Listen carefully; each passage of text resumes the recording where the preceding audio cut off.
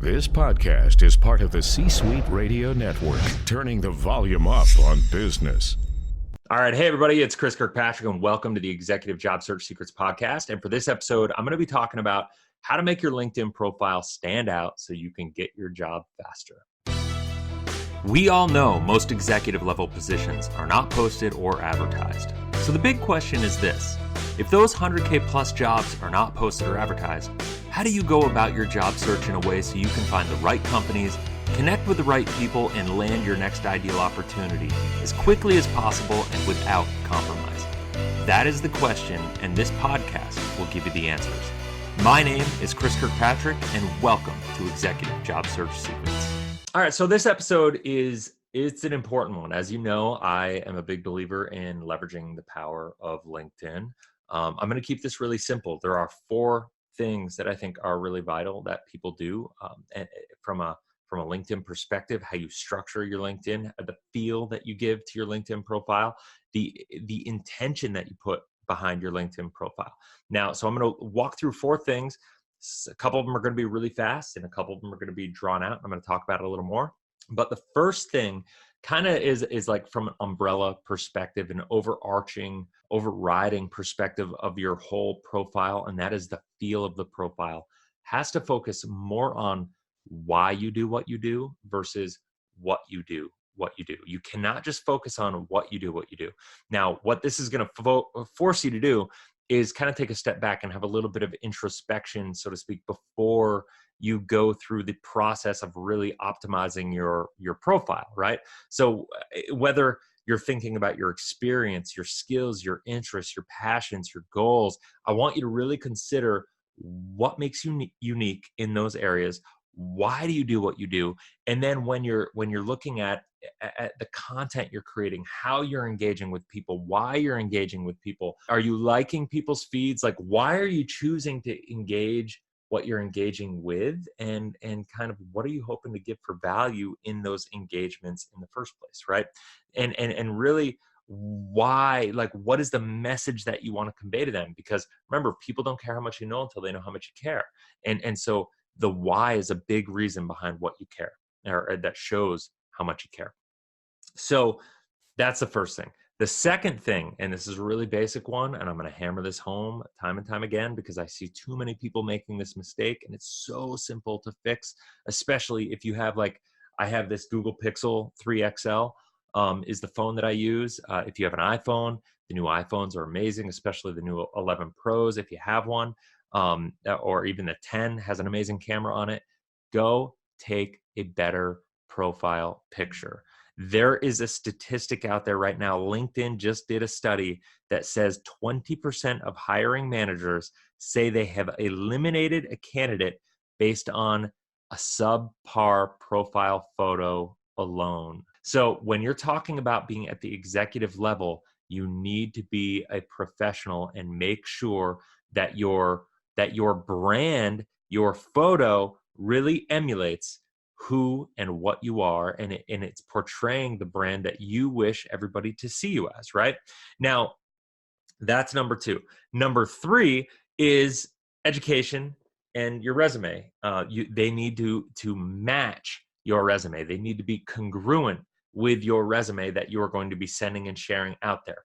People a lot of times will discover you on LinkedIn, but even if they don't discover you, almost 100% of the time, they are going to cross-reference your resume, or if they find you another way with a networking opportunity or whatever, they're going to cross-reference and use LinkedIn as a vetting tool for you.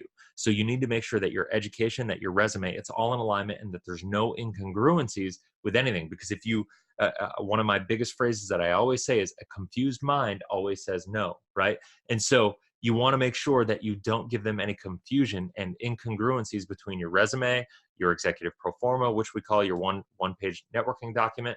Any incongruencies between those and your LinkedIn profile is going to create confusion, which is going to cause them to pull back, say no, and significantly reduce your opportunity to land that job. Now, the last thing is that I want you to focus on your skills, and I want you to showcase your skills. Now, the reality is LinkedIn has also done a study on this, and 90% of people feel that your skills are more important than a job title.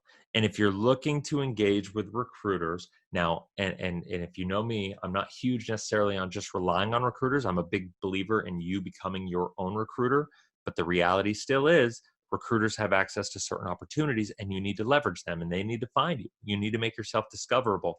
And by making, and this is a LinkedIn study here, guys, is that when you have 5+ skills listed, it increases your odds of getting engagement with recruiters by 31 times.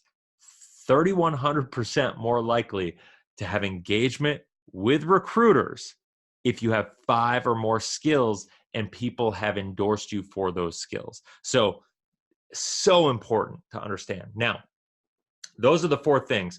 Make sure you highlight your why, focus on why you do what you do, not just what you do. Make sure your photo, your profile photo, and I'm going to throw in your banner as well. Make sure that those both convey your brand and are professionally done.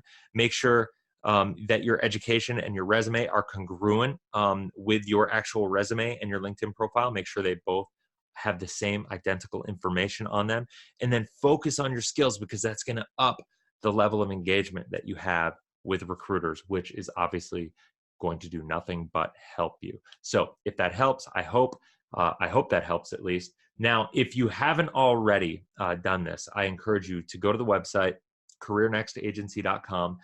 If you're just starting your job search, or if you've been doing it for a while and you're struggling, you can't figure out why, I have a free masterclass. It's a 5-video series, walks you through the 5-step process that we walk all of our clients through. It'll give you basically the framework that you need to be successful with your job search. So I really encourage you to go there, take advantage of that free Executive Job Search Secrets Masterclass, and I hope it helps. Until next time, go out there, crush it, and live abundantly. I know when you're out of work and when you're in between, when you're looking for a job, it can be really stressful. But remember, the one thing that you are not going to be able to sell is desperation. So make sure that you get your head straight, focus on your why, figure out what you can do to add to value, for value to whoever you're looking to sell yourself to and whatever industry you are in. And it will increase your success. You can go out there, you can do it, you can crush it. Just keep your head straight. And I'll talk to you on the next podcast. Thanks so much for listening. As a token of my gratitude, I want to give you free access to my Executive Job Search Secrets Masterclass that'll walk you through the 5 steps we use with every single one of our clients to help them find their ideal job in the shortest time possible. If you look below, the link to the masterclass and your free access will be listed in the description of this podcast episode. I hope it makes a huge impact in your job search. Go out there and crush it. I'll see you on the next podcast. Like what you just heard? Visit c-suiteradio.com. C-Suite Radio, turning the volume up on business.